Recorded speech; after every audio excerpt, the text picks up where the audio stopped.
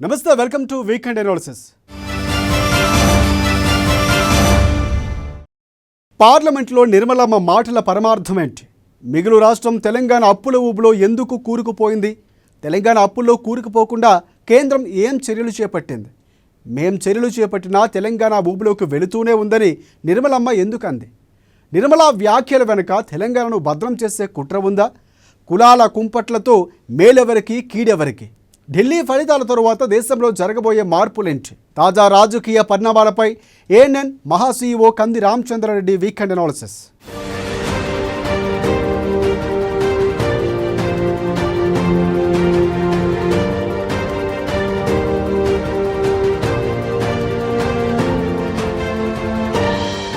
ధనిక రాష్ట్రం తెలంగాణ అప్పులు కుప్పగా మారిందని, కేంద్రం చర్యలు చేపట్టినా అప్పుల ఊబిలోకి వెళుతూనే ఉందని పార్లమెంటు సాక్షిగా కేంద్ర ఆర్థిక శాఖ మంత్రి నిర్మలా సీతారామన్ ప్రకటించారు.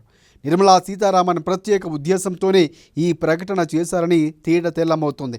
తెలంగాణను బద్ధం చేసే కుట్రకు నిర్మల తెరతీసిందని బీఆర్ఎస్ నేతలు ఆరోపిస్తున్నారు. తెలంగాణకు ఏమిచ్చారంటూ కాంగ్రెస్ పార్టీ రాజ్యసభ సభ్యురాలు రేణుకా చౌదరి ఫైర్ కావడంతోనే కౌంటర్గా నిర్మలా సీతారామన్ ఈ వ్యాఖ్యలు చేశారు. దేశంలో తెలంగాణకు హైదరాబాదుకు ఎంతో ప్రత్యేకతలు ఉన్నాయి. ఆర్థికంగానూ స్వయం సమృద్ధి కలిగిన రాష్ట్రం. ఉచితాలతో పాలకులు ఖజానాను గుల్ల చేస్తూ ఉన్న ఫీనిక్స్లా వేగంగా కోలుకొని పరిగెత్తగలిగే సామర్థ్యం తెలంగాణ సొంతం. సహజ వనరుల భౌతిక స్థితులే తెలంగాణ ఆత్మవిశ్వాసానికి కారణం. తాను ఏ ప్రభుత్వాన్ని నిందించడం లేదంటూనే మిగులు బడ్జెట్గా ఉన్న తెలంగాణ అప్పుల కుప్పగా మారిందని నిర్మలా వ్యాఖ్యానించారు. తెలంగాణకు ఎంతో చేశామని ఏం చేయడం లేదనడం అబద్ధం అంటూనే చేసిన వ్యాఖ్యల్లో ఎదురుదాడే తప్ప తెలంగాణకు జరిగిన అదనపు మేలేమీ లేదు. తెలంగాణకు కేంద్రం గుండు సున్నా ఇచ్చిందని, 9 ఏళ్లుగా బీఆర్ఎస్ గాడిద గుడ్డే ఇచ్చిందని కాంగ్రెస్ పార్టీ నిరసనలు చేపడుతూ ఉన్నాయి. విభజనల హామీలు కూడా దశాబ్ద కాలమైన ఇంకా నెరవేరని పరిస్థితులు కళ్ల ముందు ఉన్నాయి. మరోవైపు ఏపీకి దాదాపుగా 12,000 కోట్ల రూపాయలు ప్రత్యేకంగా కేటాయించిన బడ్జెట్లో తెలంగాణకు చూపిన రిక్తహస్తం ప్రజలు నిర్మలమ్మ బడ్జెట్ ప్రసంగం ద్వారానే తెలుసుకున్నారు.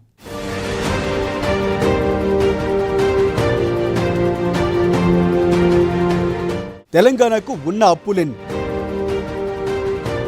నెల నెల అప్పులు తేనిదే జీతాలు పెన్షన్లకు వెళ్లని పరిస్థితి ఉందా?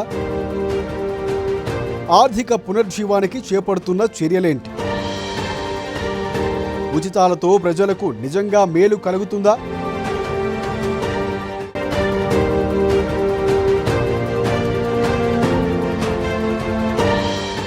ఆర్బీఐ హ్యాండ్బుక్ ఆఫ్ స్టాటిస్టిక్స్ 2024 ప్రకారం తెలంగాణ అప్పులు 5.24 లక్షల కోట్లు. ఈ మొత్తంలో బడ్జెట్ పరంగా తీసుకున్న అప్పులు, వివిధ కార్పొరేషన్ల పేరుతో సేకరించిన గ్యారంటీ రుణాలు, కేంద్రం నుంచి సేకరించిన డిపాజిట్లు ఉన్నాయని ఆర్బీఐ తెలిపింది. 2023 డిసెంబర్ నుంచి 2024 నవంబర్ నెలాఖరు వరకు రాష్ట్ర ప్రభుత్వం 52,118 కోట్ల రూపాయల మేర అప్పులు చేసింది. అదే సమయంలో వడ్డీలు, కిస్తీల కింద చేసిన చెల్లింపులు 64,516 కోట్ల రూపాయలు చేసినట్లు తెలంగాణ అసెంబ్లీ వేదికగా ప్రకటించారు. సగటున ప్రతి నెలా వడ్డీ చెల్లింపుల కోసం అప్పులు చేస్తూ పాత సంక్షేమ పథకాలు కొనసాగిస్తూ కొత్త పథకాల అమలుకు సర్కారు ప్రయత్నాలు చేస్తుంది. నెల నెలా జీతాలు, పెన్షన్లకు కటకటా పరిస్థితులున్న తెలంగాణలో ఆర్థిక పునరుజ్జీవానికి, పురోగతికి మరిన్ని చర్యలు అవసరం.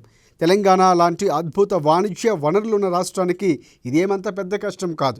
తెలంగాణకు పోటీపడి ప్రకటిస్తున్న ఉచితాలే గుదిబండగా మారుతున్నాయి.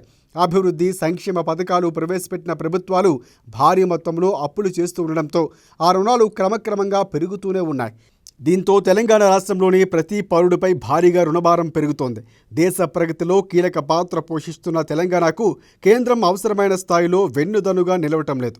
తెలంగాణ లాంటి రాష్ట్రాలకు ప్రోత్సాహం ఇస్తే సంపద సృష్టిలో మరింతగా దూసుకుపోతాయి.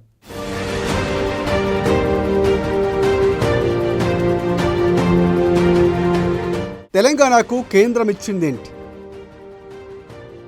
అప్పు నిజం, సాయం నిజమంటూ చేసిన మాటల మర్మం. ఢిల్లీ ఫలితాల తరువాత వస్తున్న మార్పులేంటి?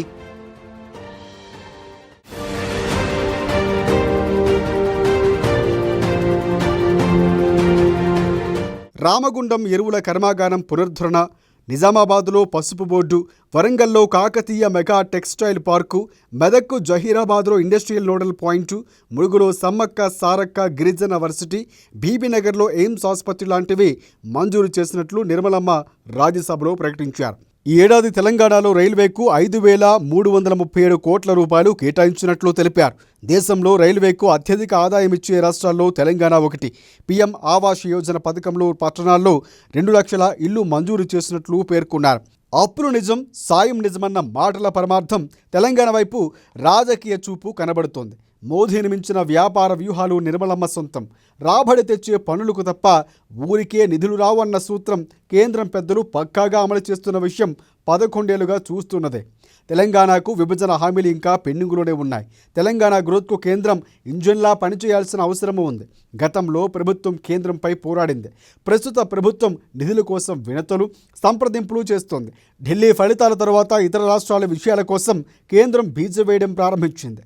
తెలంగాణకు వైఫల్య ముద్ర వేసే కుట్రగా రాజ్యసభలో నిర్మలా సీతారామన్ చేసిన ప్రకటనను తెలంగాణ వాదులు విశ్లేషిస్తున్నారు. ఒకవైపు కులాల లెక్కల కుస్తీలు, ఇంకోవైపు వైఫల్య ముద్ర ప్రయోగాలతో తెలంగాణలో రాజకీయ సామాజిక సమీకరణాలు ఏ విధంగా ప్రభావానికి గురవుతాయో చూడాల్సిన అవసరం ఉంది. ఇది వారం వీకెండ్ అనాలిసిస్ బై కేఆర్ఆర్.